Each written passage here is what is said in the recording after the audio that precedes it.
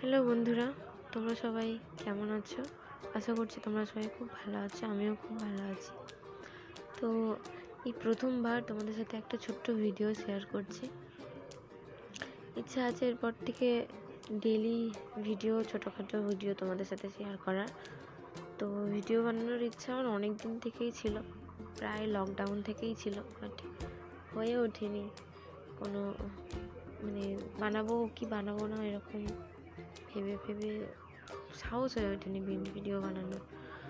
কারণ তখন তো এতটাই ছিল না ভিডিও বানাতো অনেকেই, যারা প্রফেশনালি ব্লগ বানায় তারাই একমাত্র এসব করতো। আমরা সাধারণ কেউ ভিডিও এরকম বানাতাম না।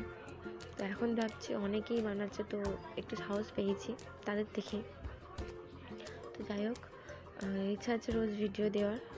তো অবশ্যই দেখো, ভালো লাগলে লাইক করো। তো দেখছি আমি জামা কাপড় গুছিয়ে নিচ্ছি। বিছানাটা এদিক ওদিক বড্ড জামা কাপড় হয়েছিল, তো সেগুলো একটু গুছিয়ে নিলাম।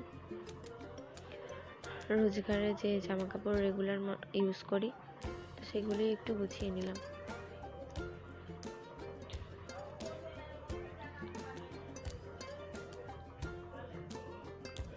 ছেলে পড়ে আর পেন্সিল বক্স এদিক ওদিক করে রাখে। এবার স্কুল যাওয়ার সময় ভীষণ খুঁজতে হয়, তাই জায়গার জিনিস জায়গা না রাখলে খুব অসুবিধা হয়।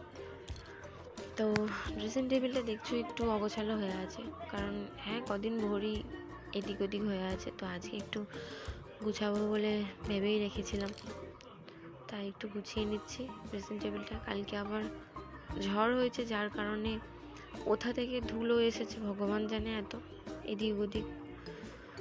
তো একটু ধুলো এদিক ওদিক হয়েছিল, তো সেগুলো একটু পরিষ্কার করে নিচ্ছি।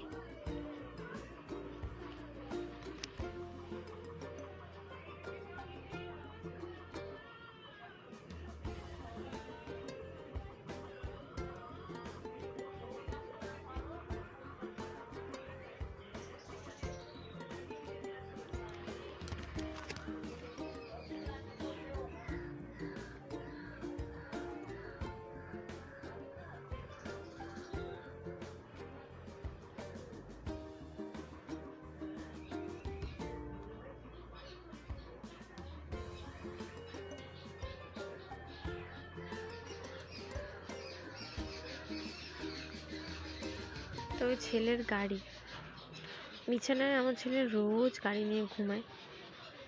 যারা ওকে চেনে তারা খুব ভালোভাবে জানে ও কতটা গাড়ি পাগল ছেলে। আমার ছেলে ভীষণ গাড়ি পাগল।